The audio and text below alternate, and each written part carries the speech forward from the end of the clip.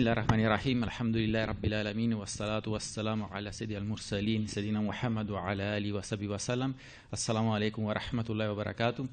Cari fratelli e sorelle, intanto vi do a tutti il benvenuto, alhamdulillah, è un grande onore, un grande piacere essere con tutti voi. Io farò solo una breve presentazione in inglese e in spagnolo perché abbiamo la fortuna di essere in diretta online e abbiamo dei fratelli che ci seguono anche da altri paesi, quindi farò una breve presentazione della nostra organizzazione di queste giornate e poi daremo la parola a Serin Abdallah Fam, inshallah.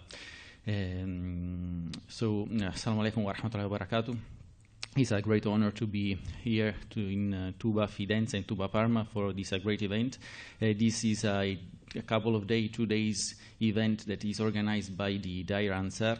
Dair Ansar is an association of disciples, of students of Sheikh Ahmadou Bamba. It's mainly based in Italy, but we have also other students, other disciples that are present in other parts of the world, like England, France and Senegal, and in other places. The main goal is to create a family that is not only physical but is spiritual. And the main goal is to know why we are on earth and how we have to live this life. And we believe that the best of ways is the way of Sheikh Ahmadou Bamba Khadimur Rasul, and the main goal is to spread the teachings of the Sheikh, translate all the books that he wrote. As everybody knows, Sheikh Ahmadou Bamba was a very prolific writer. He wrote about 7.5 tons of books. And our goal is to translate, obviously not all of them, but a part of them, and also to try to teach all those peoples who embrace the way of peace, the way of Islam. We are living in a very tough time, but we believe that whoever come to Islam and whoever knows the way of Sheikh Ahmadou Bamba will live in a blissful way, in a peaceful way in this life, and also in the year after. And so the main goal is to be together, to create this family, and to create a place of peace. And we are organized in this daira. We gather every week for spreading knowledge about Islam, about the teaching of Sheikh Ahmadou Bamba. We meet online, and we have also other projects on WhatsApp, and we try to know the way and the life of our pious predecessors, like all the Sahaba or the prophets, and we are open to all of those that are Muslim and all of those that are not Muslim, that are keen to know the way of peace and the way of Sheikh Ahmadou Bamba. So whoever is online and is willing, is keen on know the way of Sheikh Ahmadou Bamba, he wants to share our way and be part of this path, is he can contact us on Facebook, on our page, which is Dair Ansar wa Tuba Italia. Assalamu alaikum wa rahmatullahi wa barakatuh. Assalamu alaikum wa rahmatullah. Voy a hablar un poco en el idioma español para toda la gente que nos sigue de Argentina, de España, todos los que hablan español. Estamos aquí en Tuba Parma para 2 días de encuentros para hablar del Islam, para hablar de la paz, para hablar del camino espiritual que ha sido creado por Sheikh Ahmadou Bamba Khadimur Rasul. La Dair Ansar es un grupo espiritual de discípulos, de estudiantes del Sheikh, de Sheikh Ahmadou Bamba Khadimur Rasul.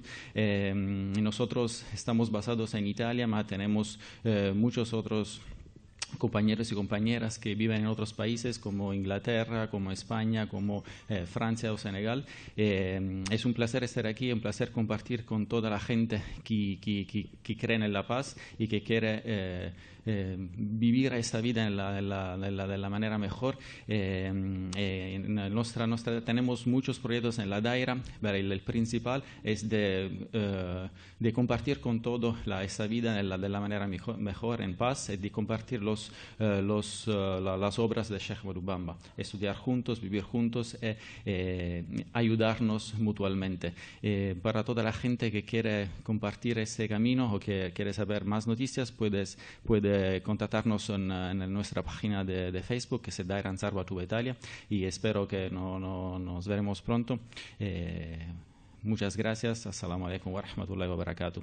Ora passo la parola a Sheikh Abdallah Fahmy, che è un grandissimo sapiente dell'Islam e del muridismo, conosce profondamente la religione islamica e inshallah ci darà qualche pillola di saggezza che poi il fratello Vittorio Abdurrahman tradurrà in italiano, inshallah, e do la parola a Sina Abdallah Fahmy. Assalamu alaikum.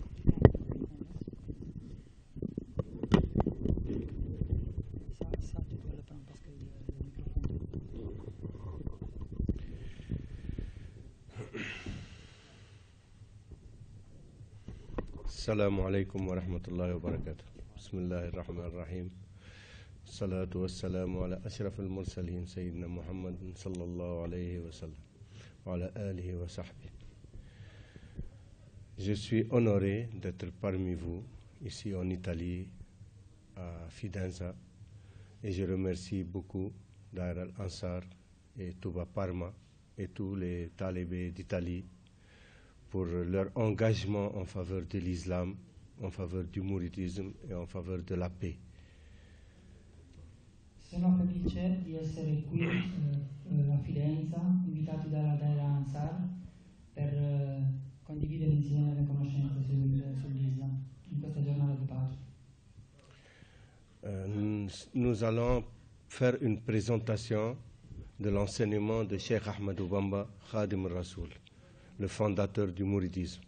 Faremo una presentazione sugli insegnamenti di Sheikh Ahmad Bamba, che è il fondatore del muridismo. Parce qu'aujourd'hui, nous avons besoin de connaître l'islam dans sa face la plus belle, la plus authentique, conformément à l'enseignement du prophète Mohammed sallallahu alayhi wa sallam. Perché oggi abbiamo bisogno di conoscere l'Islam nella sua forma più bella di tolleranza, che è quella insegnata da Sheikh Ahmad Bamba.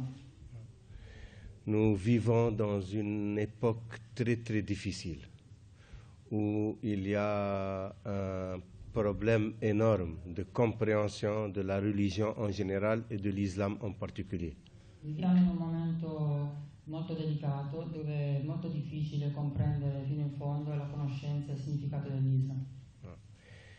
Et la spiritualité a tendance à disparaître de la vie quotidienne des gens. La spiritualità sta scomparendo dalla vita quotidiana della gente. Parce que les gens maintenant ont peur de la religion.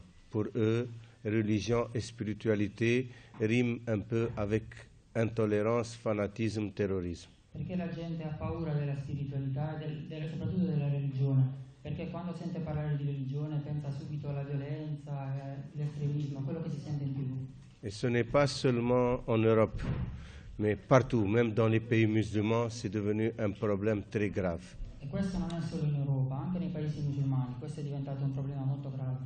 On ouvre la télévision, on voit tous les jours des bombardements, des guerres, et dans les pays de l'islam. Accendiamo la TV e vediamo ogni giorno bombardamenti, guerre nei paesi dove si pratica l'Islam anche. Alors que l'islam est totalement innocent de ces actes. Quando invece l'Islam è totalmente innocente da questi atti. C'est pour ça qu'on va faire une présentation de l'enseignement authentique de l'islam comme on l'a reçu du prophète Mohammed sallallahu alayhi wa sallam et comme il a été revivifié par Khadim al-Rasoul Cheikh Ahmad Bamba. Per questo faremo una presentazione dell'Islam per come è stato rivelato dal profeta Mohammed sallallahu alaihi wasallam e come Sheikh Ahmad Bamba ce l'ha insegnato. Et on va commencer par le commencement. E andremo a iniziare proprio dall'inizio. Un jour, le prophète Mohammed sallallahu alayhi wa sallam était assis avec ses compagnons et un homme est venu habillé en blanc, tout en blanc. Un giorno il profeta Mohammed sallallahu alaihi wasallam era seduto con i suoi compagni e venne un uomo vestito di bianco, completamente vestito di bianco. Il n'y avait aucune trace de sueur ni de poussière. Il ne savait pas d'où il sortait en plein désert. Non aveva alcuna traccia di polvere o di sudore e non si sapeva da dove lui venisse. Et il s'est assis en face du prophète Mohammed sallallahu alayhi wa sallam, ses jambes contre les jambes du prophète Mohammed sallallahu alayhi wa sallam. E si è seduto di fronte al profeta Muhammad sallallahu alaihi wasallam, con le sue in ginocchio, con le sue ginocchia di fronte alle ginocchia del profeta Muhammad sallallahu alaihi wasallam. Et il a posé des questions.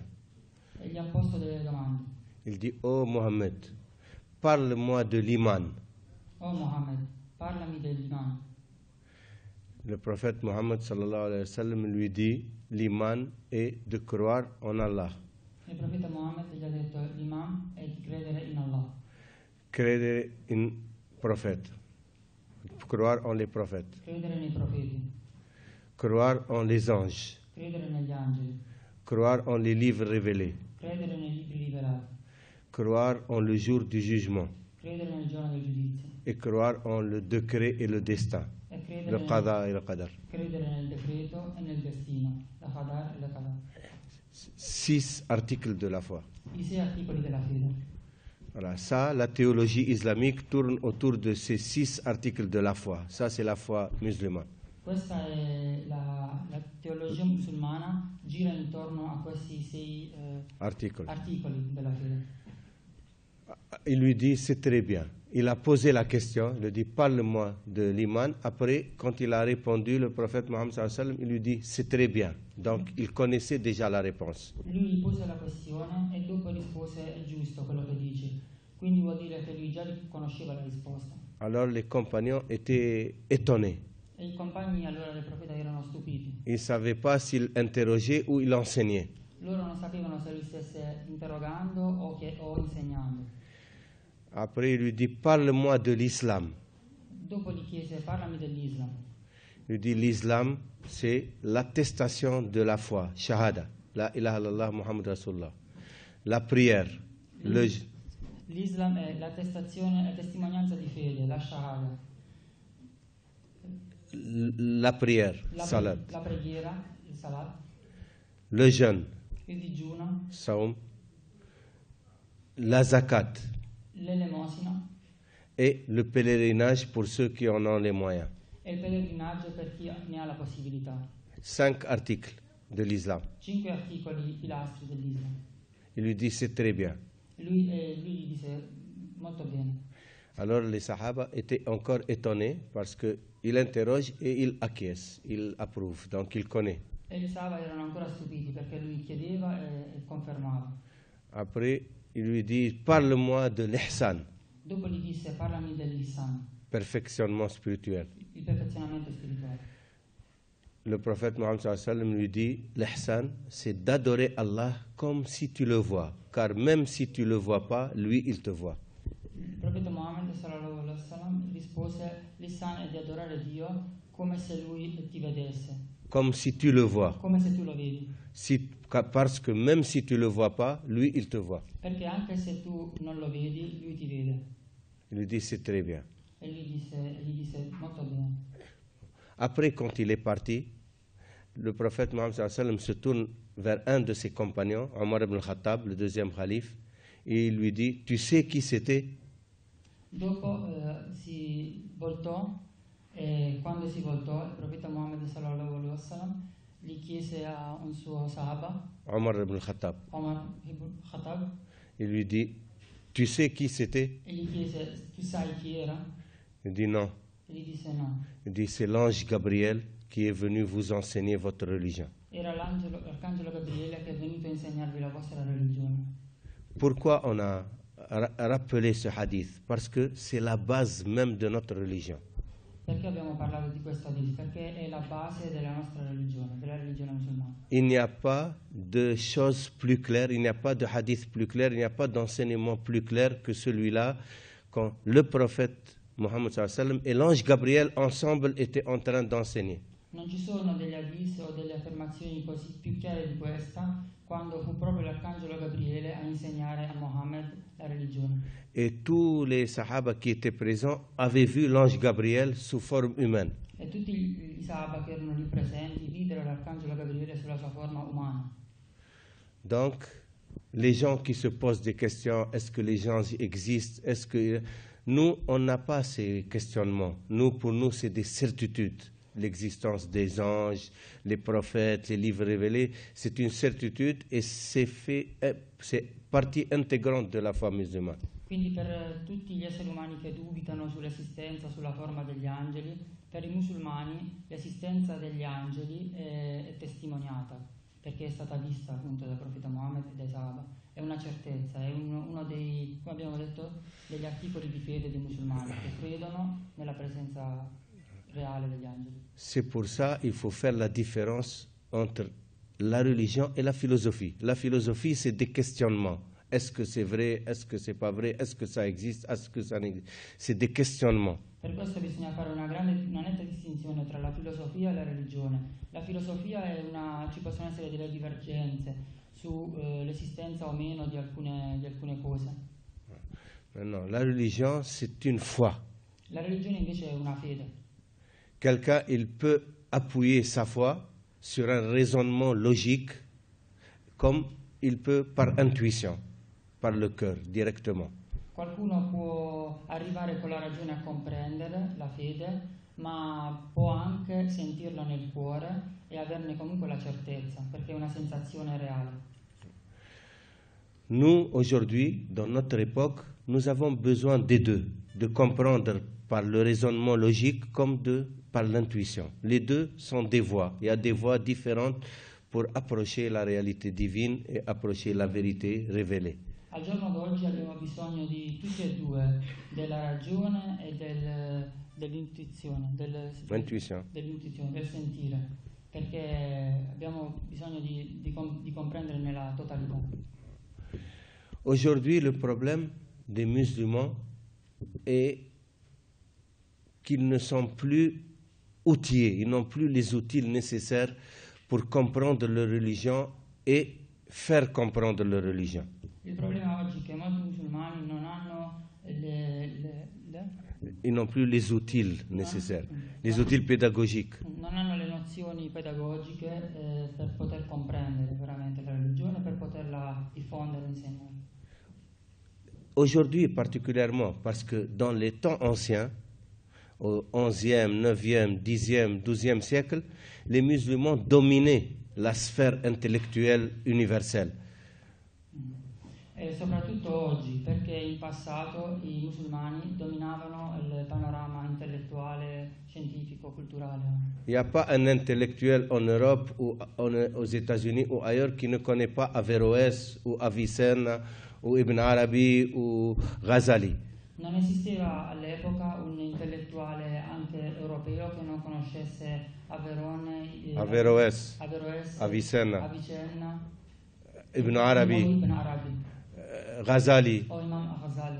Ils ont dominé l'intellectualité universelle. Hanno dominato il panorama intellettuale mondiale. Pendant le 10e, 11e, 12e siècle, il fallait apprendre l'arabe pour accéder aux ouvrages d'Aristote, de Platon, de Socrate et Hippocrate et Galien. Il fallait apprendre l'arabe. Durante il X, XI e XII secolo, quando per comprendere la filosofia di Aristotele, Platone, Galileo, et même la médecine, les mathématiques, il fallait apprendre l'arabe. On est allé étudier à l'école de Toledo ou à Palerme ou à Salerne pour apprendre l'arabe et accéder aux ouvrages des savants grecs et des autres civilisations. Dovevano studiare l'arabo per studiare all'Università di Toledo, di Salerno, di Palermo, di Toledo, per poter accedere, Córdoba, per poter accedere alle conoscenze più profonde.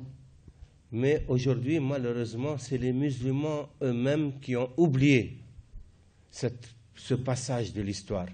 E purtroppo oggi sono molti musulmani stessi hanno dimenticato queste basi, questi grandi uomini, per poter comprendere anche la religione stessa. Donc ce n'est pas la faute des non-musulmans, c'est la faute des musulmans. Quindi non è solo colpa dei non musulmani, purtroppo è colpa anche dei musulmani stessi. Qui n'ont plus la maîtrise de leur religion et des enseignements de leur religion. Che non comprendono più profondamente e non metrizzano più perfettamente la loro religione. À part des exceptions. A parte delle eccezioni. Mais pour ne pas entrer dans des sujets historiques, peut-être qui ont leur place dans un autre débat ou dans une autre conférence, Ma per non entrare nel discorso, in questo caso, on aura l'occasion d'en parler dans une autre conférence. avremo l'occasione in un'altra conferenza di approfondire questi temi. On va retourner à notre thème principal, les enseignements de Cheikh Ahmadou Bamba et ce qu'ils ont comme apport pour l'humanité. Torniamo sul nostro tema principale, che è quello dell'insegnamento di Sheikh Ahmadou Bamba, che è il tema della giornata. Pour les musulmans en particulier et pour l'humanité en général. Per i musulmani in particolare e per l'umanità in generale. Cheikh Ahmadou Bamba, il a dit, sa voie, la voie spirituelle qu'il a fondée, le mouridisme, et iman par le tawhid, islam par le fiqh, ihsan par le tasawuf. Sheikh Ahmadou Bamba ha detto che La voie spirituelle la via spirituale qu'il a fondée, che lui ha fondato, le mouridisme, che è il muridismo, et iman e l'iman par le tawhid, per il tawhid, islam l'islam par le fiqh, per il fiqh ihsan e l'ihsan per il par le tasawwuf. tasawuf. C'est-à-dire, ça c'est l'enseignement de l'ange Gabriel et du prophète Mohammed sallallahu alayhi wa sallam.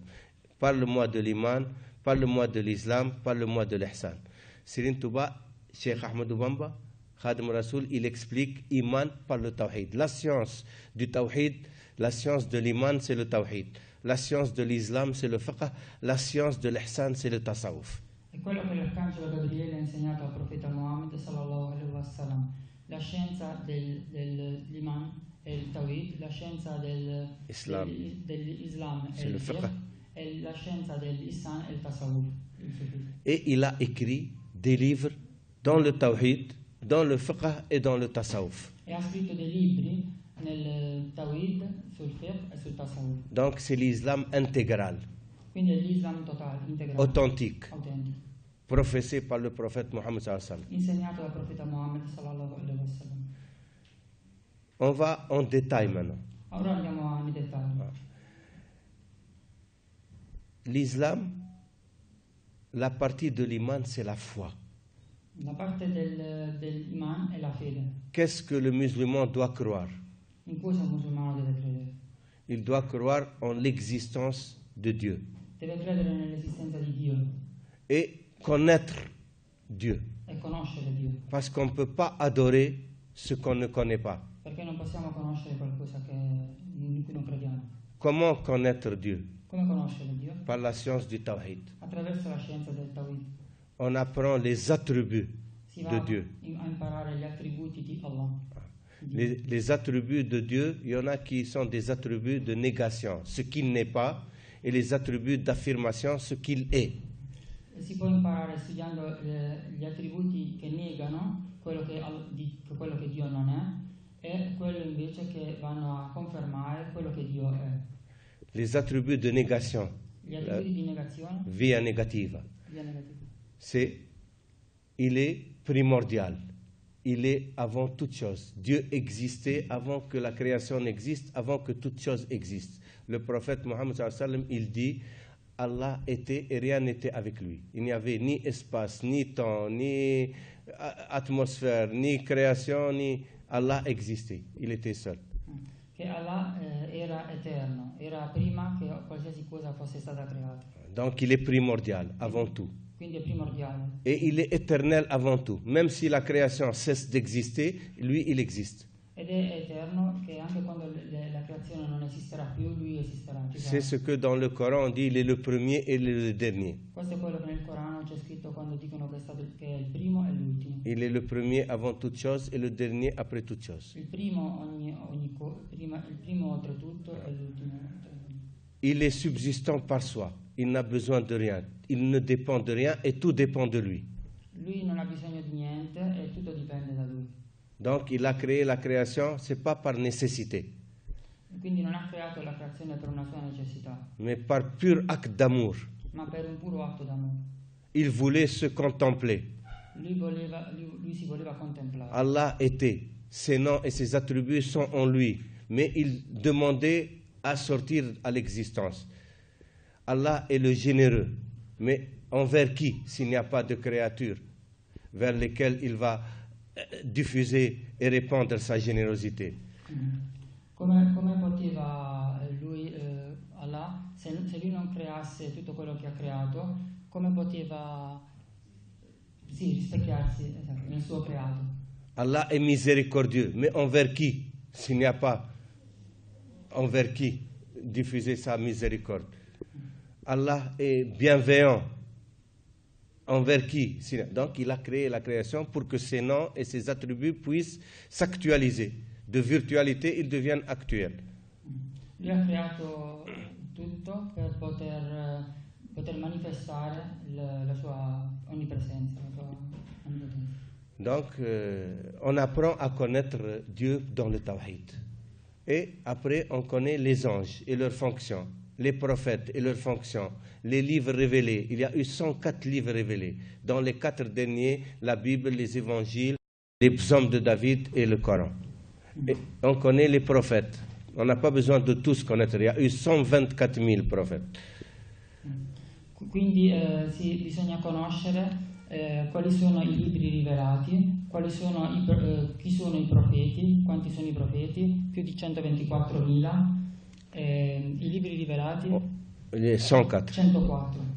Donc, on a besoin de connaître les 4 derniers, la Bible, l'Évangile, le psaume de David et le Coran. C'è bisogno di conoscere i 4 principali, la Bibbia, i Vangeli, i Salmi di Davide, il Corano.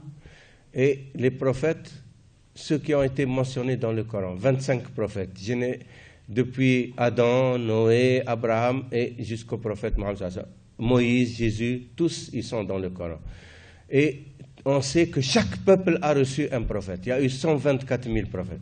E almeno i 25 profeti che vengono citati nel Corano, di cui 5 che conosciamo tutti, che sono Adamo, Mosè, Abramo, Noè, Gesù e Mohammed sallallahu alaihi wasallam. Voilà, cette partie du Tawhid, elle peut réunir tous les croyants de toutes les religions, parce qu'on croit en toutes les religions, en tous les prophètes. Les musulmans n'ont aucun problème. Ils croient en Jésus, ils croient en Moïse, ils croient en Abraham, en tous les prophètes, sans exception. Basta questo per poter mettere insieme le credenze di tutte le religioni monoteiste, che credono nei profeti che abbiamo citato. Adamo, Mosè, Abramo, Noè, Gesù. On croit en le jour du jugement dernier et qu'il y a paradis et enfer. Il y a jugement, ceux qui ont fait le bien au paradis, ceux qui ont fait le mal en enfer. Crediamo nel giorno del giudizio, in quello che gli uomini hanno fatto di bene e andranno verso il paradiso e di male verso il mondo. Et chacun est responsable de ses actes. E chiunque è responsabile dei propri atti. Il fait ce qu'il veut. Allah le laisse faire ce qu'il veut dans la vie et après il passe au jugement. Può fare quello che vuole nella sua vita e poi alla fine dovrà dar conto a se stesso e a Allah. Celui qui veut croire, croit. Celui qui ne croit pas, ne croit pas. Demain, il ne peut que se blâmer lui-même. Chi vuol credere crede, chi non vuol credere è libero di non credere. Ognuno è libero. Voilà pourquoi on a fait cette introduction, pour comprendre que la religion musulmane, elle est très logique. Per questo abbiamo fatto questa introduzione, per spiegare che la religione musulmana è molto logica. Bon, maintenant, la partie de l'islam, c'est ça qui différencie l'islam avec les autres religions, le culte. La prière, le jeûne, le pèlerinage, la zakat. Chaque religion a son propre culte. Comment ils rendent le culte à leur Seigneur. La seconda parte che abbiamo visto, che compone la religione musulmana, che è l'Islam, è qui che ci sono delle differenze con le altre fedi religiose, perché nell'Islam c'è il metodo di pratica, come si prega, e qui c'è la differenza, come prega un musulmano, magari un cristiano. Voilà, maintenant, il reste la partie de l'ihsan. La partie de l'ihsan, c'est l'éthique, la morale, les vertus. Invece quello che resta c'è la parte dell'ihsan e la parte dell'etica e della morale. Voilà, on voit comment toutes les religions, ils peuvent se retrouver dans le tawhid et dans l'ihsan, dans le tawhid et le tasawwuf. Quindi possiamo vedere come tutte le religioni si possono ritrovare nel tawhid e nel tasawwuf. Qu'est-ce qui les différencie? C'est le culte. Chacun a son culte. In cosa c'è la differenza nel culto? Ognuno ha il suo culto, un modo di pregare. Donc cette haine entre les religions n'a pas de sens. C'est un problème politique, c'est pas un problème spirituel, c'est pas un problème de religion.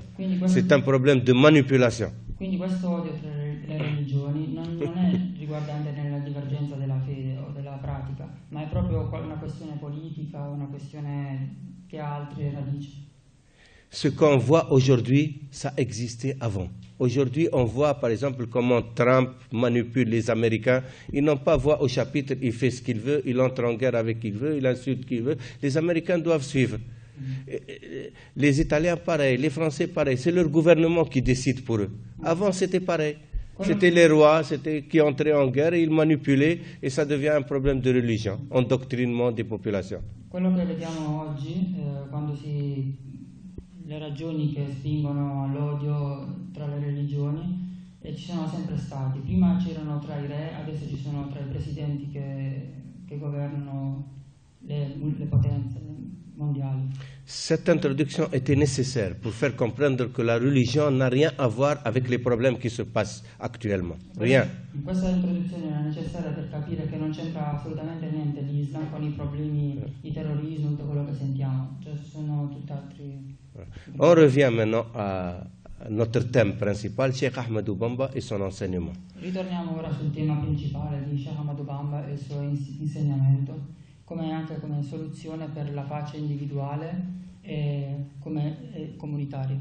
Cheikh Ahmadou Bamba a vécu dans une période très difficile du colonialisme, où le colonialisme a mis la main sur tous les pays musulmans et les pays africains du tiers-monde. Per chi conosce la storia, Cheikh Ahmadou Bamba è vissuto in un contesto in cui l'era coloniale era molto diffusa in Africa. Il colonialismo aveva messo le mani sull'Africa e sul Senegal in questo caso. Les Français sont partis pour la colonisation au nom de la démocratie, des droits de l'homme, pour civiliser ces pauvres sauvages indigènes. I francesi sono partiti a colonizzare l'Africa nel nome della democrazia, per salvare questi poveri selvaggi, dicevano. Pour eux, ce n'était pas une colonisation, pour eux, c'est une œuvre de civilisation. Il fallait civiliser ces pauvres indigènes. Per loro non era un'opera di colonizzazione, era un tentativo di salvare, dicevano, questi poveri selvaggi. Comme les États-Unis d'Amérique, avant, les Anglais étaient partis pour civiliser les sauvages peaux-rouges, ils les ont exterminés, ils les ont remplacés. Come hanno fatto con i pelle rossa i colonizzatori inglesi. Les Espagnols avaient fait pareil avec les Mayas, les Aztèques. C'est une œuvre de civilisation pour eux, ce n'est pas une œuvre de colonisation. Gli spagnoli hanno fatto la stessa cosa con i conquistadores in Sud America e la storia che conosciamo. Alors, Cheikh Ahmadou Bamba, il y avait avant lui des résistants qui ont pris les armes, qui ont combattu la colonisation. Tous, ils ont été morts ou exilés ou emprisonnés. Donc, la force militaire des Européens était beaucoup plus puissante. Donc, ils ont pu décimer toute œuvre de résistance. Nell'Africa, in questo caso nell'Africa dell'Ovest, tutti i resistenti che si sono opposti con la forza militare per difendere le proprie terre sono deceduti, hanno perso, sono stati sconfitti. Ma per questo che Cheikh Ahmadou Bamba ha utilizzato un'altra forma. Les deux derniers rois du Sénégal, Gli ultimi due re del Senegal, Lat-Dior et Al-Bourindjaï. Il était venu voir Serigne Touba pour lui demander de déclarer le djihad militaire. Andarono a chiedere a Serigne Touba per esercitare la jihad militare. Quand les Français sont venus au Sénégal, la proportion des musulmans ne dépassait pas 25%, 30%. Quando vennero i francesi, la percentuale di musulmani in Senegal non superava il 25-30%. Il y avait peut-être 5% chrétiens et le reste c'est des animistes. C'era il 5% di cristiani e il resto erano animisti. C'est tiède, c'est des guerriers qui ne croyaient en rien, que par la force, la violence, ils faisaient la rapine, la razzia, prenaient de force tout ce qui... Erano degli credenti che credevano nell'animismo o razzia, rapina. Nelle razzie, nel potere, nella forza, diciamo. Alors, Serigne Touba, qu'est-ce qu'il a répondu à Al-Bourindjaï et à Lat-Dior? Il lui a dit, les Français, s'ils sont venus ici, c'est votre faute. Parce que Dieu vous a donné la royauté sur votre peuple. Qu'est-ce que vous avez fait pour eux? Vous avez semé le désordre, l'injustice, l'iniquité, et les gens vivent dans la panique. Ils sont contents que les Français viennent leur procurer un peu de paix. Serigne Touba gli rispose che se i francesi sono venuti qui è anche per colpa vostra, perché sono venuti qui per portare il panico, la violenza, e per questo che et l'insécurité. e l'insicurezza, per questo loro sono venuti per dominare. Les populations sont contentes que les Français viennent mettre de l'ordre. La popolazione è contenta se i francesi vengono a portare dell'ordine, perché regna già un clima di difficoltà per vivere. Il dit, si je vous suis dans votre raisonnement pour déclarer le djihad, les gens qui sont avec vous, ils ne sont pas musulmans. Et quand ils vont mourir, où est-ce qu'ils vont aller? Se io vi seguo nel vostro ragionamento, tutta la gente che morirà dopo queste guerre, che non è neanche musulmana, C'était des animistes. che sono animisti, dove andranno le loro anime?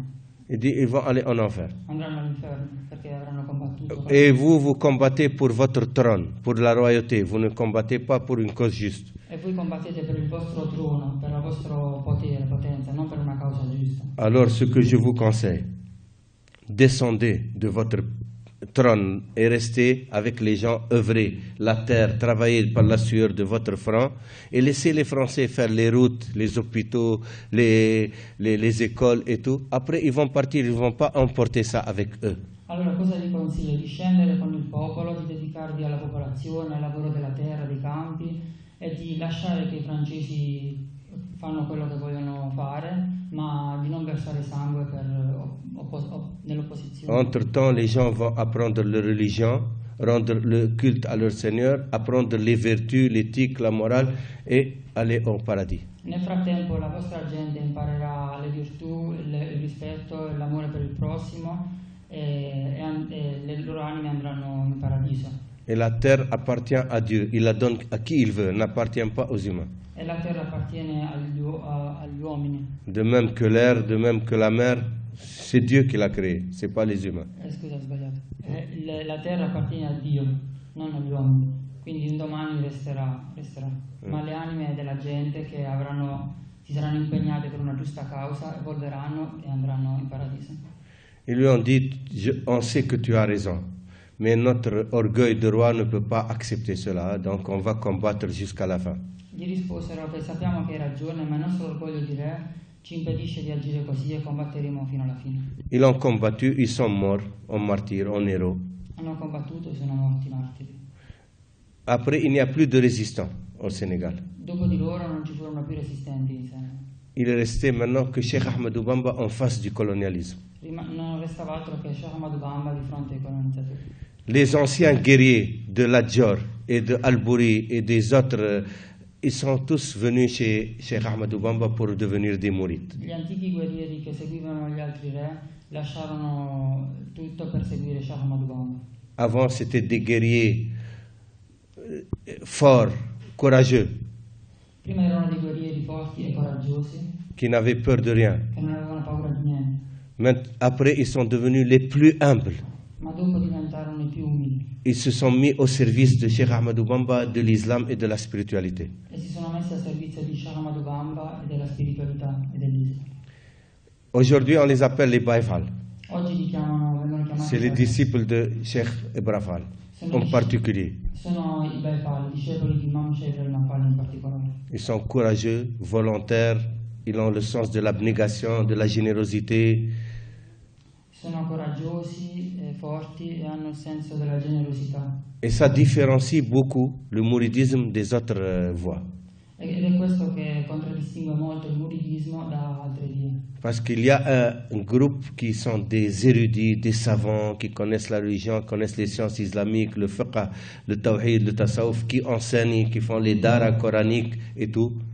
Et d'autres qui font le travail à la sueur de leur front, avec courage, abnégation, et qui dépensent ce qu'ils gagnent dans la voie de Dieu. Perché all'interno del muridismo esiste sia una parte che si dedica alle conoscenze dell'Iman, l'Islam, l'Ihsan, come abbiamo visto prima, e delle scienze, Tawhid, Fiqh e Tasawwuf, ma c'è anche una componente che si occupa del lavoro fisico, come abbiamo visto nei campi, o di quello che è la vita non solo spirituale e di conoscenza, ma anche fisica, anche reale, quindi per lo sviluppo del paese.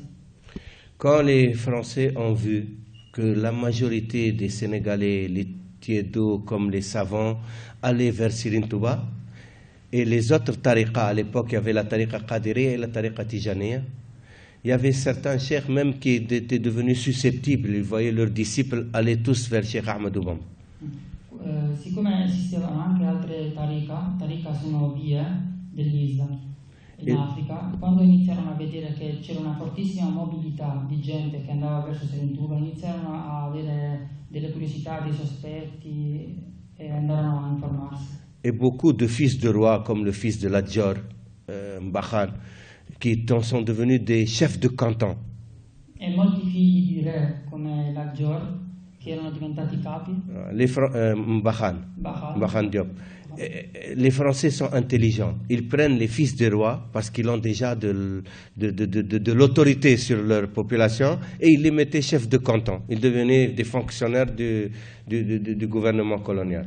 Quindi nelle strategie militari i colonizzatori francesi in questo caso che conoscevano bene il territorio prendevano i figli dei capi, dei re e li mettevano come diciamo che ruolo? Chef de canton, c'est le chef de district. Come capi di distretti di alcune aree per avere il controllo sul luogo.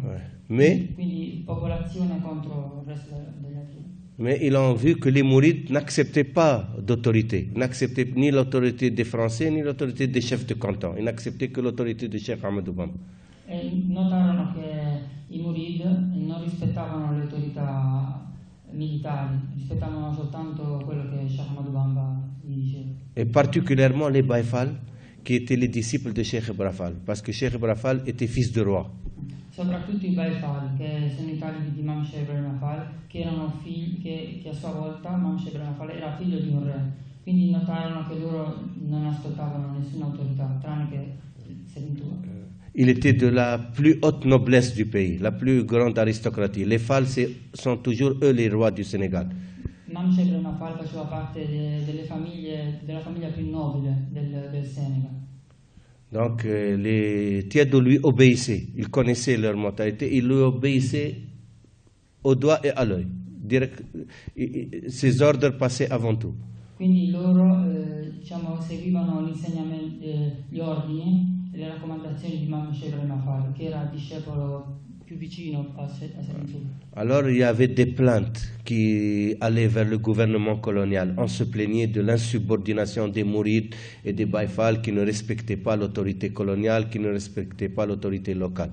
Allora iniziarono a girare delle voci su questi Baïfal che non rispettavano gli ordini coloniali e che quindi erano un pericolo. Et puis des rapports qui disaient que les anciens Tiedo de guerriers de Ladjor, de Albouri, tous ont rejoint Cheikh Ahmadou Bamba, peut-être qu'ils préparent le djihad. Quindi iniziarono ad avere dei sospetti che iniziarono a accusare che questa gente stesse preparando una jihad armata. Voilà, militaire. Militare. C'est pour ça que ça a commencé, les Français, à s'intéresser à Cheikh Ahmadou Bamba. Et comme ils ne répondaient pas à leur convocation, ils ont fini par envoyer des soldats pour le prendre de force ou le combattre. Allora i francesi iniziarono a inviare dei soldati per prendere dominio con la forza, quindi scatenare una guerra. Mais lui, il a choisi de ne pas affronter le colonialisme par les armes.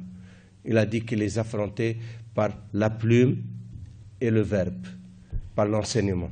Quindi lui, Serintuba, spiegò che lui affronterà i colonizzatori non con le armi, ma con la penna, il calamo, e con la lingua, con le parole.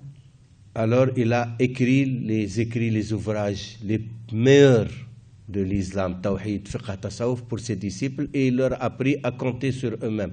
Jusqu'à aujourd'hui, les mourides partout dans le monde, ils ne comptent que sur eux-mêmes. Ils ont quelque chose, ils s'organisent, ils cotisent. Même la ville de Touba, qui est la deuxième ville du Sénégal, c'est les mourides qui l'ont construit eux-mêmes. Ed è qui che Serintuba ha portato il più grande contributo nella pace, che sono le sue opere scritte, i poemi, Qasai in rima, e i metodi di insegnamento dell'Islam stesso, e ha insegnato ai murid a essere autosufficienti e a non dover chiedere niente ai francesi, ma a autosostenersi e a sviluppare il paese. Infatti la città stessa di Touba è stata creata dal lavoro di Murid. Il dit, si les colons ont colonisé vos terres, ne les laissez pas coloniser vos cœurs. E disse, se i colonizzatori hanno colonizzato la vostra terra, non lasciate colonizzare anche i vostri cuori. Et il dit, c'est lui qui va partir au combat. Ce n'est pas ses disciples. Ses disciples doivent s'occuper de travailler à la sueur de leur front, d'apprendre leur religion et d'avoir l'éthique, les valeurs, les vertus. Et c'est lui qui s'occupe des Français. E disse, sono io che mi occuperò dei francesi, voi continuate a lavorare per la vostra terra e per il vostro futuro. On lui a fait un procès. Lo hanno processato. Injuste, inique. Ingiusto, inequo. Et on l'a condamné à la déportation pour un voyage sans retour, une déportation à durée indéterminée. E lo hanno condannato a una deportazione a tempo indeterminato. On l'a envoyé dans la forêt tropicale au Gabon, L'hanno inviato nella foresta tropicale in Gabon, où les serpents, les boas faisaient 12 mètres, dove i où les serpenti, moustiques piquaient un homme, ils le terrassaient, où les fourmis rouges mangeaient une vache en quelques minutes. dove i serpenti uccidevano la gente e le zanzare avvelenavano con le malattie. Aucun déporté n'est jamais revenu. E chiunque fu deportato in quelle terre non tornava vivo perché moriva. Foresta equatoriale, Gabon. Donc pour eux, c'est un voyage sans retour. Quindi per loro era un viaggio senza ritorno. Mais avant de partir, il a dit à ses disciples qu'il va revenir et il va trouver son travail, personne ne peut le gâcher. Ma prima di partire lui disse ai discepoli che ritornerà e che ritornerà da questo esilio. C'est pour ça qu'on avait mentionné le cas exceptionnel de Cheikh Ibrahim, parce que c'est lui qui avait soutenu le mouridisme pendant l'absence de Serigne Touba. C'est lui qui s'occupait des daras, de ceux qui enseignent le Coran. Il avait besoin, il avait des centaines de disciples, il avait besoin de manger, de se vêtir. C'est Cheikh Ibrahim qui faisait le grand travail, qui s'occupait de la famille de Serigne Touba et des talibés de Serigne Touba. Per questo abbiamo parlato di Imam Sheikh Ibrahim Afal. Nonostante Serigne Touba, la guida spirituale del muridismo, il ruolo di Imam Sheikh Ibrahim Afal fu fondamentale perché è lui che si occupò di tutto praticamente, anche della famiglia di Serigne Touba quando non c'era, quando era in esilio. Il n'était pas le seul, il y avait beaucoup, mais il donnait le meilleur exemple. Non era il solo, c'erano altri, ma lui è quello che ha donato l'esempio più alto, più grande. Et puis il a lutté même pour faire revenir Cheikh Ahmadou Bamba de l'exil. Avec le frère de Cheikh Ahmadou Bamba, Mame Thierno Ibrahim, ils ont fait un avocat, ils ont financé François Carpeau, le premier député à la métropole, parce qu'il y avait 4 régions au Sénégal qui étaient devenues des départements français, Rufisque, Saint-Louis, Gorée et Dakar. Et il était le premier député à la métropole. Ils ont financé sa campagne électorale pour qu'il plaide le dossier de Cheikh Ahmadou Bamba devant l'Assemblée nationale française. Insieme a Mame Thierno Ibrahim et Cheikh Ibrahim. Mame Ibrahim insieme a Mame Thierno Ibrahim hanno cercato un avvocato per poter spiegare ai francesi e sostenere l'ingiusto esilio di Serigne Touba per fare in modo che lui ritornasse. Finalement, quand il est passé, François Carpeau, il a été soutenu par le bloc de gauche qui était anticolonialiste. À l'époque, c'était Georges Clemenceau. Et ils ont vu le dossier, il était injuste, il était vide, aucune accusation. Et c'était un conseil privé, administratif, c'est même pas un acte de justice. Et ils ont demandé réparation et on a ramené Cheikh Ahmadou Bamba au Sénégal avec les honneurs et on a laissé ses disciples exprimer leur joie et tout, et ça a été aux grandes dames du gouvernement colonial. E alla fine, dopo tutto quello che hanno fatto per farlo ritornare in patria, in Senegal, è tutto archiviato negli archivi di Stato francese, quindi è tutto diciamo registrato in Francia e sono riusciti a far ritornare Serigne Touba ed è stato accolto con grande clamore. Il a fait 7 ans et 8 mois pendant l'exil. Ha fatto 7 anni e 8 mesi. Il en fait 282 ou 86 tentatives d'assassinat sur Cheikh Ahmadou Bamba. Ils voulaient l'assassiner, ils voulaient un voyage sans retour. Ils l'ont tout fait. Ils l'ont empoisonné dans le café. Ils l'ont mis peu de temps d'exécution. Ils l'ont enterré vivant. Ils l'ont jeté dans un feu. Ils l'ont noyade. Ils ont essayé toutes les tentatives pour le tuer. Hanno messo in pratica una serie 286 ou 282. 286 6 o 12. o 12 tentativi di ucciderlo. Peu le temps d'exécution, Platoni di esecuzione, empoisonnement, avvelenamento, noyade. noyate, Ils l'ont enterré vivant. l'hanno sotterrato Ils vivo, l'ont mis dans une île déserte dans l'océan. l'hanno messo in un deserto, nell'oceano, in un'isola. En tout cas, ils ont essayé tous les moyens. In ogni caso hanno provato in tantissimi modi. Mais Cheikh Ahmadou Bamba était invulnérable. Pourquoi il était invulnérable? Parce qu'il était constamment avec son Seigneur. Il était constamment concentré dans son Seigneur. Ma lui era invulnerabile perché era totalmente, continuamente immerso nella pratica spirituale, in contatto con Allah, con Dio. Il était constamment en état d'ablution. Il ne mangeait même pas l'ail, l'oignon, ce qui sentait, les sardines et tout, pour ne pas importuner les anges ou le prophète quand il parlait avec lui ou le Dieu.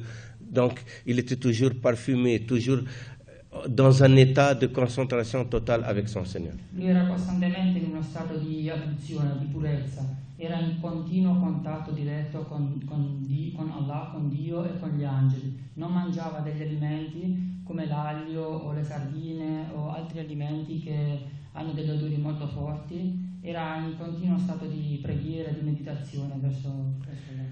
En tout cas, il vivait dans un état exceptionnel. On ne pourra pas décrire tout cela parce que ce sont des sujets de spiritualité qui ont leur place dans un autre débat. Mais en tout cas, ils ont essayé tout et ils n'ont pas pu. Eux-mêmes l'ont écrit dans leur rapport. In ogni caso, tutto quello che abbiamo detto è stato tutto archiviato, come dicevamo prima, cioè tutto scritto. E bisognerebbe approfondire anche per chi ne volesse farlo. Finalement, il est retourné et puis il a eu une nouvelle confrontation avec les Français. Ils l'ont exilé une deuxième fois en Mauritanie. Poi lui è tornato e è stato di nuovo esiliato dai francesi, è stato inviato in Mauritania questa volta. Mais cette fois-ci, l'exil n'était pas une épreuve, des épreuves comme au Gabon, mais c'était des récompenses. Ma questa volta l'esilio non fu una prova, ma fu una ricompensa. Pourquoi une récompense? Perché una ricompensa? Parce que la Mauritanie, à l'époque, abritait les plus grands savants et les plus grands saints du monde musulman. Perché all'epoca la Mauritania ospitava i più grandi conoscenti, i più grandi santi musulmani che esistevano. Dans chaque tribu, dans chaque famille mauritanienne, tu trouves des saints et des savants. In ogni famiglia, in ogni tribù si trovavano dei santi musulmani, dei sapienti. Les Français pensaient que l'aura de Cheikh Ahmadou Bamba va s'éclipser devant les saints et les savants de Mauritanie qui sont connus dans le monde musulman. Aucun savant ne se compare aux savants mauritaniens, ni dans la langue arabe, ni dans le hadith, ni dans les Corans. Un savant mauritanien, c'est une bibliothèque ambulante. I francesi credevano che la conoscenza dei sapienti musulmani che vivevano in Mauritania avrebbe oscurato la grandezza di Selim Touba. Invece perché loro dicevano che i grandi sapienti della Mauritania erano come delle biblioteche viventi. Mais, à leur grand étonnement, tous les Mauritaniens, tous sans exception, de toutes les tariqas, de toutes les obédiences, ils se sont affiliés à Khadim Rasoul, à Cheikh Ahmadou Bamba. Ils l'ont reconnu comme leur qutb, comme le pôle suprême de la spiritualité. Tutti i più grandi conoscenti si inchinarono davanti alla conoscenza di Selim Touba e lo riconobbero come un Qutb Zaman, come le pôle de son temps. Come il polo spirituale dell'epoca della religione musulmana. Et ils ont écrit ça. Il y a tout un recueil de poèmes des savants et des saints mauritaniens sur Cheikh Ahmadou Bamba. E c'è tutta una raccolta di poemi scritta da santi musulmani della Mauritania dedicata proprio a Cheikh Ahmadou Bamba. Il s'appelle le recueil des poètes mauritaniens dans l'éloge de Cheikh El Khadim, le maître des blancs et des noirs en Occident. E questo è il titolo dell'opera che ha appena citato. Le recueil. Je ne pense pas qu'il y a en italien. Le recueil, l'album. La raccolta. la raccolta des poètes mauritaniens dei poeti mauritaniani dans les éloges negli elogi de Cheikh el-Khadim, di Cheikh al-Khadim, le maître des Noirs et des Blancs en Occident. il maestro dei bianchi e dei neri dell'Occidente. Donc c'est clair, ils ont écrit ça. Moi-même, quand je cherchais chez Cheikh Ahmadou Bamba, quand j'ai trouvé ce livre, j'avais compris tout de suite que Serigne Touba n'avait pas de... Parce que les Mauritaniens, ils sont connus dans le monde musulman. Chi si è avvicinato a queste opere non ha avuto alcun dubbio sulla grandezza di Serigne Touba, anche se vengono da altre tariqa, da altre vie musulmane. Alors, c'est quoi ça? Donc, ce qu'on déduit de tout cela, c'est que Cheikh Ahmadou Bamba combat, il fait le combat contre l'oppression, contre le colonialisme, contre l'injustice, contre la violence, avec la paix, avec la sérénité, avec la spiritualité, avec la plume, avec le verbe, sans haine, sans violence. Et il a pardonné à ses ennemis. Il n'a jamais cherché à se venger de qui que ce soit. Même dans ses écrits, il disait « Bien que je vous combats, j'implore Dieu pour qu'il vous guide vers le droit chemin. » Quindi abbiamo visto che tutto il lavoro che ha fatto Serigne Touba è tutto indirizzato sulla pace, sulla non violenza, nonostante la situazione fosse di clima di guerra. Et bien qu'il est en train de combattre le colon français, mais il ne cesse d'implorer son Seigneur pour qu'il les guide vers le droit chemin. E nonostante i francesi lo stessero combattendo, lui ha continuato a pregare per loro. Il a un poème qui veut tout dire, qui est très éloquent, où il dit C'è un poema molto eloquente che ha dedicato. حط أمة المصطفى عن كل مفسدة ولترحم الخلق يا من جدهم بدأ يا مالك الملك يا من جل عن قود ارحم جميع الورى يا هاديا ردأ. Éloigne la communauté du prophète de tout péril et embrasse les créatures dans ta miséricorde. C'est toi qui les as amenées à l'existence. Ô maître du trône, toi qui es au-delà de la justice et du châtiment, embrasse les créatures dans ta miséricorde, embrasse les créatures, embrasse dans ta miséricorde les créatures sans exception. Éloigne la communauté du prophète de tout péril.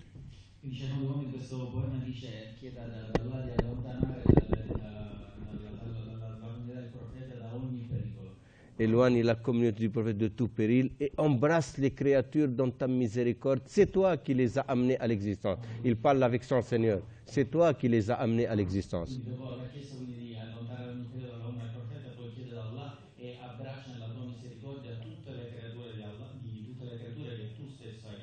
Ô maître du trône, toi qui es au-delà de la justice et du châtiment,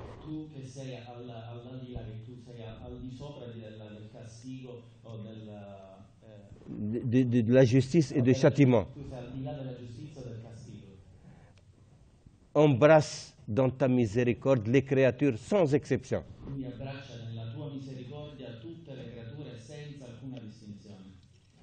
Donc, c'est pour toute l'humanité, Khadim Rasoul. Cheikh Ahmadou Bamba, c'est pour toute l'humanité.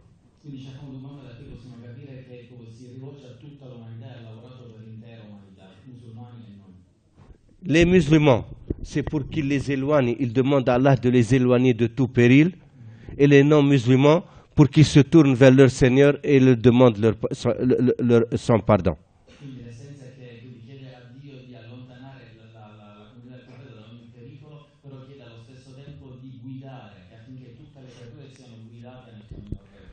Comment on peut aimer Dieu si on n'aime pas ses créatures, si on n'aime pas sa création? C'est pour ça qu'il dit, c'est toi qui les as amenés à l'existence.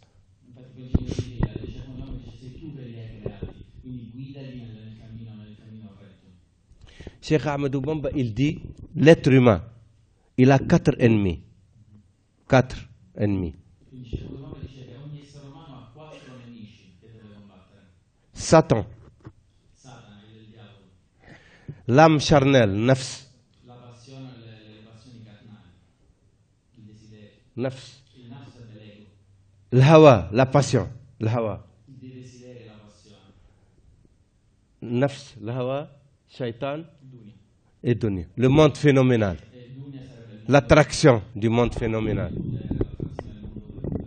Voilà les 4 ennemis de l'humain. S'il se détache des biens matériels, il va se libérer. S'il contrôle sa passion, il va l'utiliser à bon escient. Quindi se bisogna lottare contro questi 4 nemici, se ci allontaniamo dai beni materiali siamo liberi. S'il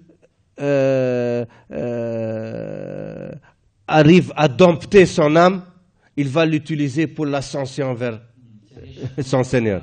Quindi a disciplinare la propria anima, quindi la utilizzerà per innalzarsi spiritualmente. Il la spiritualise. Si spiritualizza. Et Satan, on ne peut pas le combattre tout seul. Il faut demander à Dieu de nous aider. Parce que comme le chien, il est courageux. Il t'attaque. Mais si tu appelles son maître, Bobby, hop, il se met. Il faut appeler son maître. Il faut demander l'aide de Dieu pour combattre Satan. Invece per Satana bisogna sempre chiedere l'aiuto di Dio. È come il cane è molto coraggioso, però nel momento in cui chiamiamo il padrone il cane si tranquillizzerà. Quindi quando combattiamo Satana non dobbiamo farli da soli, ma chiedere il supporto di Dio. Donc c'est pour ça qu'il appelle les musulmans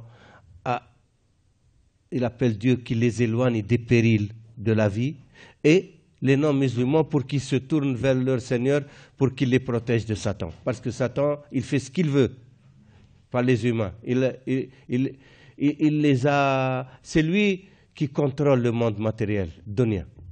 Quindi per questo che chiede a Dio di proteggere il profeta, ma anche di guidare gli esseri umani e proteggere tutti gli esseri umani da Satana, perché Satana riesce ad avere controllo su tutti gli esseri umani perché è quello che regola un po' il mondo materiale. Quindi dobbiamo sempre approcciarci a Dio. Et aujourd'hui, on vit dans un monde où le matériel a gagné. Infatti adesso viviamo in un mondo che è prettamente materiale. Tout le monde est préoccupé par le matériel. 99% de son intelligence travaille dans le matériel. Dicevo, viviamo un mondo che è materialista, il 90% della propria intellettualità, del proprio intelletto si utilizza a fini materiali. S'il lui reste 1% ou 2 ou 10% pour la spiritualité, c'est très bien. Anche se dovessimo utilizzare anche l'1, il 2 o il 10% del nostro intelletto per la spiritualità è già un grande risultato. Satan a fait des systèmes dans le monde qui ont broyé les humains. Ils sont pris dans un système. On est devenu des matricules fiscales, matricules bancaires, des numéros. On n'est plus des êtres humains. Quindi Satana ha creato questo sistema in cui noi siamo delle matricole degli schiavi del sistema e siamo utilizzati da Satana in questo modo. Donc c'est ça l'enseignement de Cheikh Ahmadou Bamba, de soustraire l'humain à l'emprise de Satan, à l'emprise du monde phénoménal, à l'emprise de la passion et à l'emprise de l'âme charnelle. Quindi tutti gli insegnamenti di Cheikh Ahmadou Bamba si fondano per dare gli strumenti a tutti gli esseri umani di combattere questi 4 nemici di cui abbiamo discusso.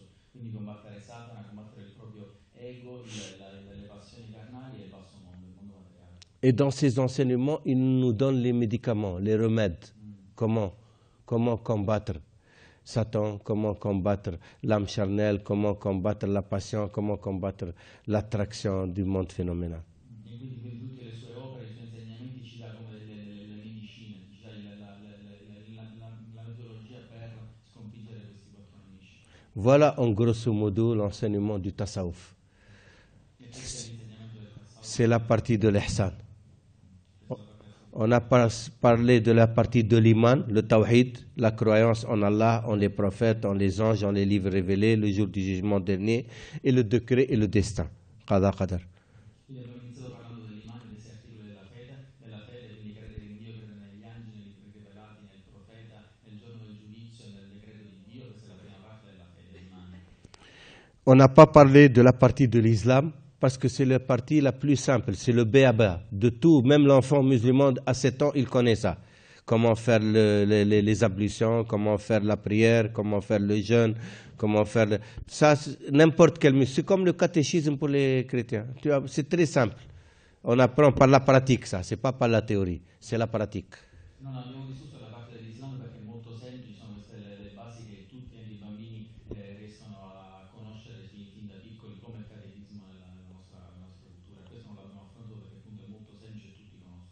Et c'est l'erreur fondamentale aujourd'hui des musulmans. Ils s'attardent que sur cette partie de l'islam.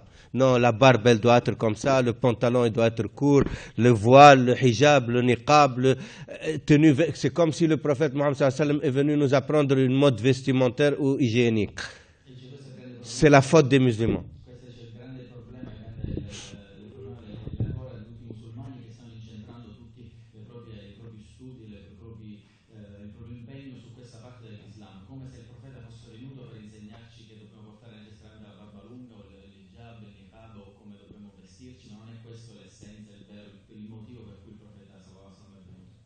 Ça, c'est l'ignorance totale. Parce que le prophète Mohammed sallallahu alayhi wa sallam, il est venu en Arabie. Il est venu donc automatiquement avec les coutumes des Arabes. Mais Dieu ne nous demande pas d'être des Arabes ou de s'habiller comme les Arabes pour être des croyants. L'islam, il est pour toutes les races, tous les peuples, sans distinction. On peut être français, italien, anglais, allemand et musulman, avec la foi, une vraie, authentique foi, meilleure que celle des Arabes. D'ailleurs, on voit les meilleurs musulmans qui ne sont pas des Arabes. On les voit des Malaisiens, on voit des qui 1000 fois mieux.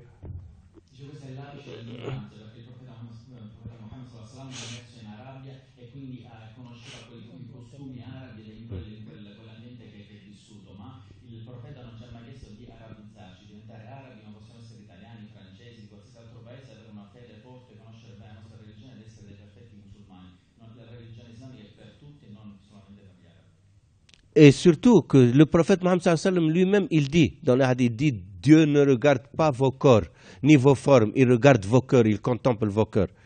C'est l'intention qui prévaut sur l'action. Innamal a'malu binniyat.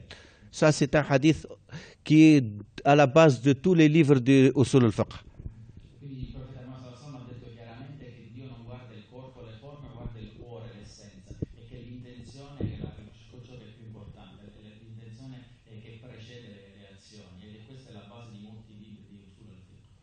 Donc, ce n'est pas cette partie sur laquelle il faut s'attarder. Il faut s'attarder sur la partie de la foi, l'iman, le tawhid. C'est ça qui est fondamental, la substance de la religion. Et puis, la partie de l'éthique, des vertus, le bon caractère, le bon exemple. Allah dit dans le Coran, appelle aux voies de ton Seigneur par la sagesse, le bon exemple et ne polémique qu'avec une argumentation saine et sereine.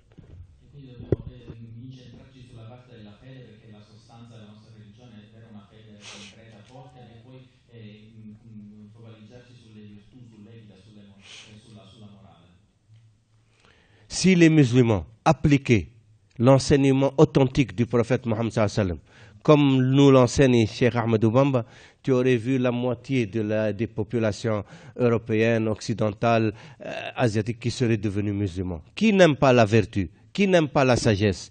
Qui n'aime pas la bonté? Qui n'aime pas la miséricorde?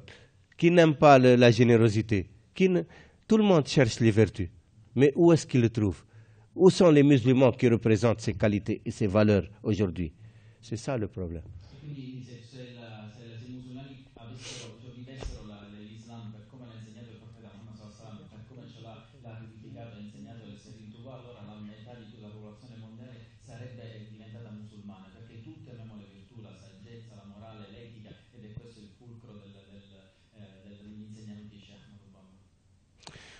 Voilà pour conclure l'enseignement de Cheikh Ahmadou Bamba. Iman, Islam, Ihsan. Iman par le Tawhid, Islam par le Fiqh, Ihsan par le Tasawuf.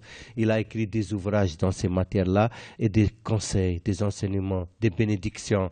Il implore tout le temps son Seigneur pour protéger toute l'humanité sans exception. Et je vous remercie beaucoup pour l'écoute, pour l'attention, pour le temps que vous nous donnez. Et si quelqu'un a des questions ou des interrogations, on est à votre service. Merci beaucoup. Non seulement tolérant, mais bienveillant envers son prochain. Parce que toute la spiritualité de l'islam, c'est aimer Dieu et aimer son prochain. Toute la religion, toute la spiritualité se réduit à cela. C'est la mission de tous les prophètes. C'est de faire aimer aux humains leur Seigneur et l'adorer et aimer son prochain et le respecter. Quindi ha detto che praticamente tutti gli insegnamenti di Sheikh Abdul si basano su ciò che hai detto tu, e poi la sintesi di degli insegnamenti di tutti i profeti è quello di adorare Dio, amare Dio, però amare Dio amando anche i nostri vicini, amando il prossimo, vivendo al servizio dell'umanità. Quella è diciamo, la sintesi, l'essenza della spiritualità nell'adorazione di Dio. Il y a un enseignement très clair sur l'amour de son prochain. Le prophète Mohammed sallallahu alayhi wa sallam, il a dit que David voulait construire la maison de Dieu, le temple. Et chaque fois qu'il réunissait l'argent, il amenait le bois de cèdre du Liban, il ramassait de l'or et il se préparait à construire et une guerre éclate. Il était toujours en guerre, David. Alors, un jour, il demande à son Seigneur, « Oh Seigneur, quand est-ce que j'aurai du répit pour pouvoir construire ta maison ?» Et le Seigneur lui dit, « Ce n'est pas toi qui vas construire ma maison. » Il a dit, « Pourquoi Seigneur ?» Il dit, « Parce que ta main est entachée de sang. » Il a dit, « Mais Seigneur, c'est pour toi que je combats. » Il a dit, « Oui, mais ceux que tu combats, ce ne sont pas mes créatures. » Il a dit, alors, qui va construire? Il a dit, c'est ton fils qui va construire. C'est Salomon qui a construit le temple, c'est pas David. Alors que c'était David qui devait le construire. Donc, pour comprendre que même les gens en face de toi qui te combattent, c'est des créatures de Dieu. Et c'est Cheikh Ahmadou Bamba, c'est ça ce qu'il a mis en... Les colons qui l'ont exilé, qui l'ont combattu, qui ont tenté de l'assassiner, on a dit 282 ou 286 tentatives. Et c'est dans les rapports. Et il les a jamais maudits, il n'a jamais injuriés, il n'a jamais dit du mal contre eux. Il demandait à Allah de les guider, parce que l'être humain, il ne veut pas que son prochain va en enfer. Il aimerait sauver toutes les créatures. Pourquoi notre religion, elle dit que si Dieu agrée quelqu'un, à travers lui, il donne la foi, ou il permet à quelqu'un de rejoindre la foi. Le prophète Mohammed sallallahu alayhi wa sallam, il disait, pour amener quelqu'un à la foi, c'est mieux que posséder toutes les richesses de la terre. Pas convoiter toutes les richesses, posséder toutes les richesses. Amener quelqu'un à la foi en Dieu, le faire retourner à son Seigneur, comme un enfant perdu qu'on a ramené à son maître, à son père. Donc, amener quelqu'un à la foi, c'est mieux que de posséder toutes les richesses de la terre. Automatiquement, il faut aimer le bien pour son prochain.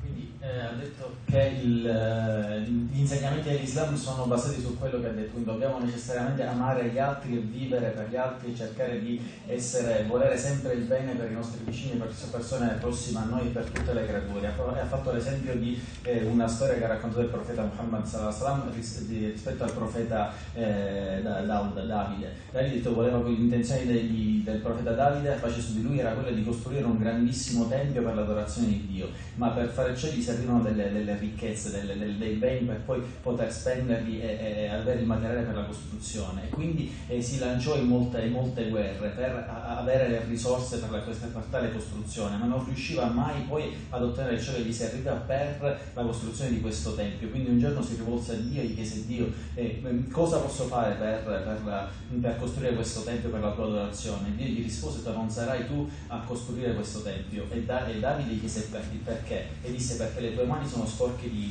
sangue. Allora Davide gli chiese: ma sto combattendo per te. Ha detto: per queste persone. E Dio rispose: ma queste persone che stai combattendo non sono comunque le mie creature, non sarai tu a costruirlo, ma sarà tuo figlio Salomone. E infatti poi Dio non diede questa benedizione a Davide, perché Davide si lanciò in guerre contro creature comunque di Dio. Cioè, questa è l'essenza anche degli insegnamenti della vita, l'esempio della vita di Sheikh Ahmadou Bamba, che sebbene abbiano tentato di ucciderlo per almeno 286 volte, non maledisse mai i suoi nemici, ma anzi implorava a Dio affinché li potesse guidare, li potesse perdonare, gli potesse donare la felicità in questa vita e nella prossima. Infatti dice il profeta Muhammad sallallahu alaihi wasallam disse che se noi grazie a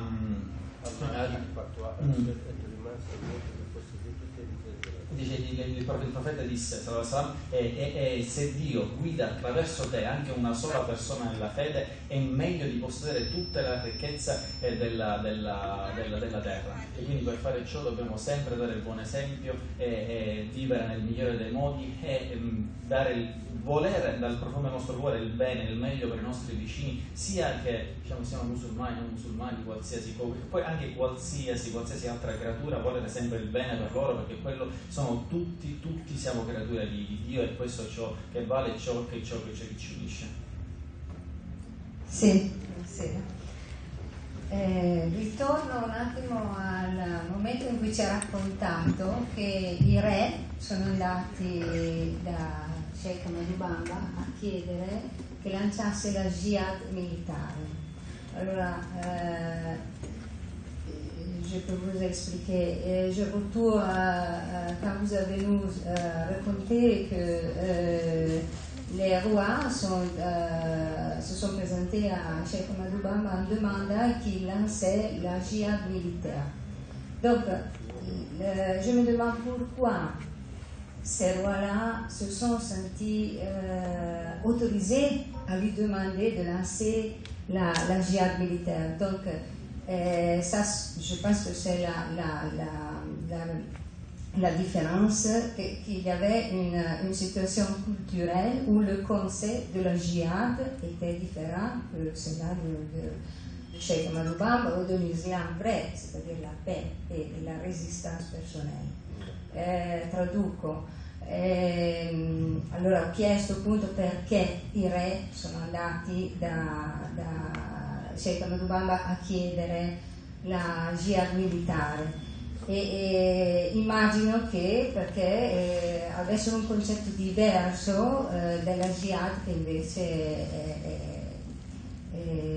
prevede il vero Islam, cioè la jihad, magari sicuramente ci spiegherà meglio.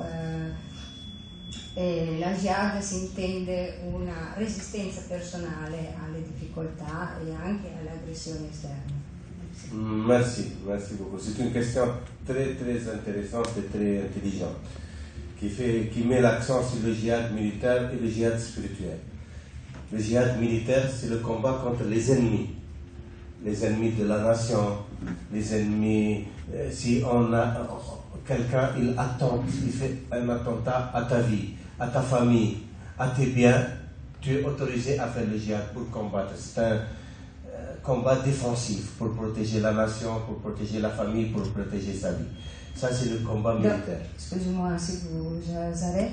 Donc, ça, c'est prévu dans l'islam. Oui. De régir. Oui. J'aimerais bien que vous Oui. C'est dans l'islam. Il va traduire après en italien. Et le djihad, on l'appelle djihad nafs.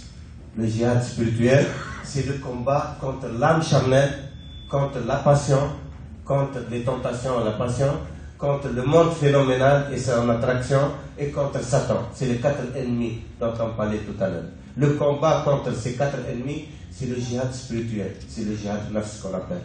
Et c'est ça que les soufis engagent, c'est la foi spirituelle. Et le combat militaire, c'est circonstanciel, c'est dans des circonstances.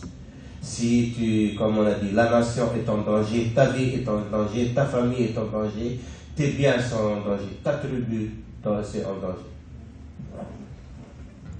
Quindi ha detto che la domanda è molto interessante perché unisce questi due concetti, la jihad militare e la jihad spirituale. Il potere combattere contro altri nell'Islam è visto solamente in maniera difensiva, possiamo solamente difenderci in determinate circostanze, se la nostra nazione è in pericolo, cioè se la nostra nazione viene attaccata, se la nostra famiglia viene attaccata, se noi personalmente veniamo attaccati o se i nostri beni vengono attaccati. Quindi in questo caso si ha il permesso, la possibilità di potersi difendere, e questa questo è il concetto di jihad, diciamo, militare. Ma quello che è più importante, cioè, è il jihad al-nafs, che è quindi il jihad, gli sforzi che compiamo appunto per combattere questi 4 nemici di cui parlavamo prima, che sono appunto Satana, Dunya, Hawa e Nafs. Quindi sono questi 4 nemici, e questo è il jihad al-nafs, questo è il jihad spirituale, e che è quello che ogni essere umano deve mettere in pratica, è quello che i sufi mettono in pratica giornalmente per potersi liberare da questi 4 nemici e vivere solamente per il viso di Dio. Però non pensi che rispondendo violenza con violenza si ottiene poco? Tu chiamala pur difesa, però comunque rispondi a violenza con violenza. No, il dit que même si tu te demandes de quelqu'un, c'est de la violence, c'est tout. Oui. Non. La violence, elle est permise quand elle est défensive. Quand on attente à ta vie, on attaque ta famille, on attaque ta nation. Pourquoi il y a eu tous les guerres qu'il y a eu? C'est pour faire la paix. Maintenant, il y a des guerres qui sont injustes. C'est pour conquérir des territoires ou pour être. Et il y a des guerres qui sont défensives pour défendre la famille, pour défendre la nation. Ça, c'est une guerre défensive. Quand un pays il est attaqué, il est obligé de réagir. Sinon, il va vivre le joug de l'oppression. Par exemple, quand le nazisme a éclaté en Europe, est-ce que les autres nations devaient se défendre ou ils devaient être asservis? Quelle est ta réponse? Il fallait combattre Hitler et le nazisme, ou il fallait le laisser faire? Voilà. Elle est justifiée là-bas. Vas-y. No, perché... Prends un micro. Ma non con violenza. Prima però volevo evidenziare che comunque c'è Obama ha dato una terza via contro la jihad militare. Jihad Obama non ha risposto a violenza, Oui. 296 volte che ha C'est ça l'innovation. Attends, je réponds. Attends.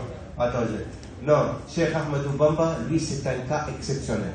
Lui, il a dit qu'il a fait un pacte avec son Seigneur de ne point verser le sang, même d'un insecte. Il avait un pacte avec son Seigneur de faire le combat spirituel et de ne pas verser de sang. C'est pour ça qu'il avait refusé au début. Il avait des hommes qui étaient prêts à tout pour lui. Il pouvait se faire tuer jusqu'au dernier avant qu'on arrive à Cheikh Ahmadou Bamba. Mais lui, il a refusé. Il a dit que aller travailler, c'est moi qui va au combat. Et il a combattu avec l'épée et le verbe, comme on a dit. Donc, chez lui, c'est un cas particulier. C'est une exception. Bon, on va conclure par quelque chose d'extraordinaire, puisque la circonstance se prête. Comme on a dit, le but est de sauver les êtres humains des griffes de Satan.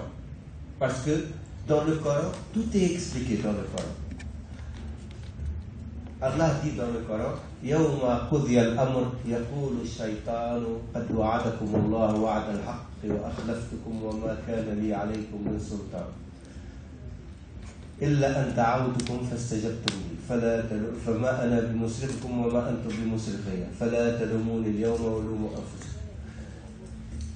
Quand l'ordre est scellé, quand tout est scellé, Satan dira, Allah vous a promis la vérité et je vous ai induit en erreur.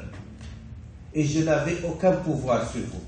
Sauf que je vous ai appelé, vous avez répondu à mon appel. Ne me chahutez pas aujourd'hui et je ne vous chahute pas. Ne me blâmez en rien, blâmez-vous vous-même. Donc, Allah a créé Satan. C'est Dieu qui a créé Satan. Satan ne s'est pas venu à l'existence tout seul. Parce qu'il avait un rôle de guider les gens, les créatures, les humains en enfer. Et il a créé les prophètes pour qu'ils guident les humains au paradis.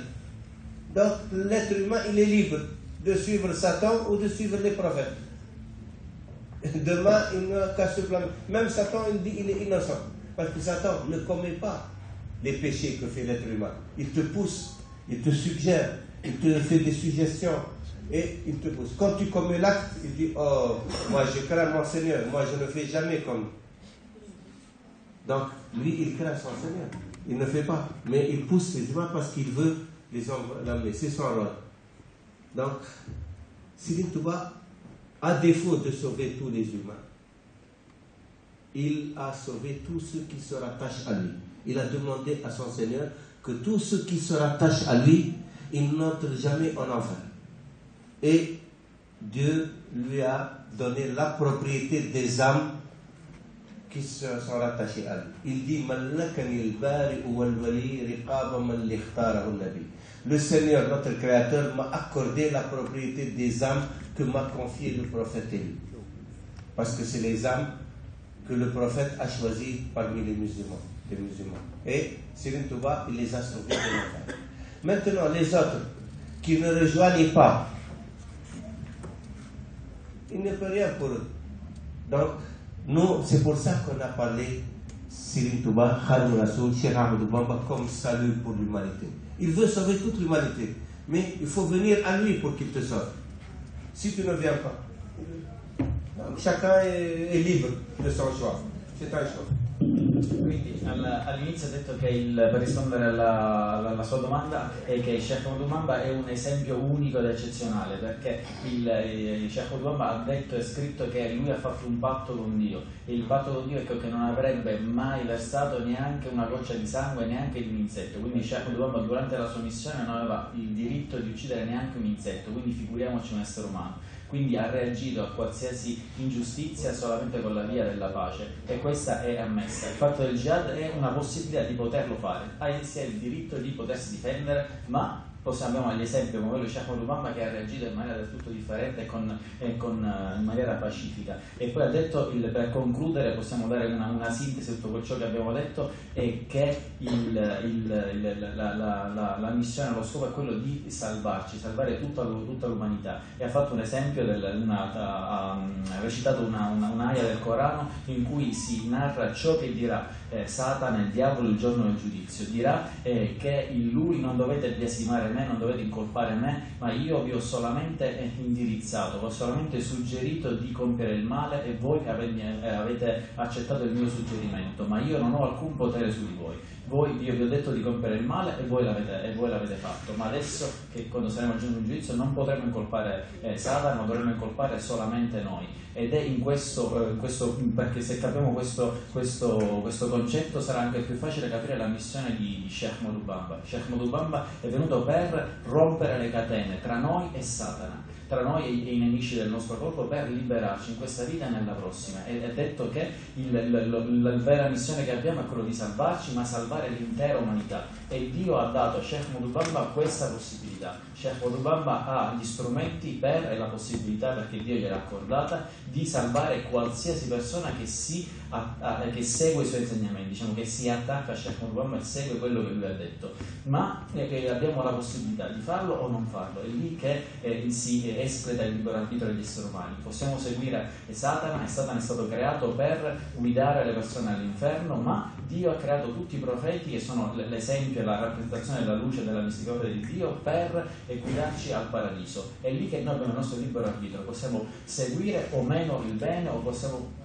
anche volendo compiere il male. Questo Dio ci dà questa possibilità, ma sta a noi scegliere ciò che è il giusto. E noi siamo qui per diffondere il messaggio di Sheikh Ahmadou Bamba, perché conosciamo e siamo perfettamente consapevoli che Sheikh Ahmadou Bamba, qualsiasi persona che segue Sheikh Ahmadou Bamba sarà salva, non toccherà mai, non vedrà neanche da lontano l'inferno. Quindi qualsiasi persona che si avvicina a Sheikh Ahmadou Bamba e segue i suoi insegnamenti sarà senza alcun dubbio salva dall'aldilà, ed è per questo che siamo qui a diffondere gli insegnamenti e gli esempi della vita di Sheikh Ahmadou Bamba Khadimou Rassoul.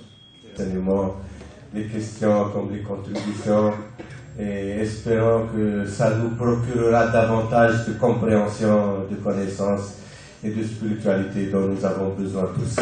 Merci.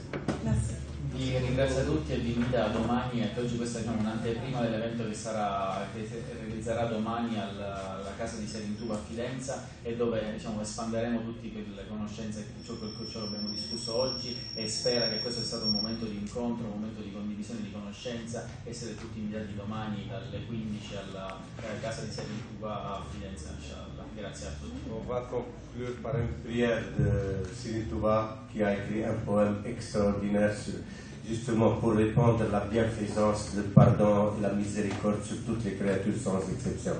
بسم الله الرحمن الرحيم أشهد أن لا إله إلا الله أشهد أن محمدا رسول الله اللهم صل وسلم على سيدنا محمد وعلى آل سيدنا محمد كما صليت على سيدنا إبراهيم وعلى آل سيدنا إبراهيم في العالمين إنك حميد مجيد ربي بما يشرح الأذهان قد فجأ بجاه أفضل من لله قد لجأ حمدي لرب كريم لا شريك له وصدري اليوم نورا ساطعا ملأ محمد صلوات الله في أبد عليه بحزبه كل به كلأ أدعو إلهي الذي عمت مواهبه لجملة الخلق ما يختار من برأ ناجيته جل أعواما وكرمني تكريم هاد وكل من لغى برئا رحمن هب لجميع الخلق رحمة من يغني عن الشر من قرآنه قرأ حط أمة المصطفى عن كل مفسدة ولترحم الخلق يا من جدهم بدأ يا مالك الملك يا من جل عن قود ارحم جميع الورى يا هاديا غدأ محوت ما قد نحاه القلب من ضرر بجاه أفضل من لله قد لجأ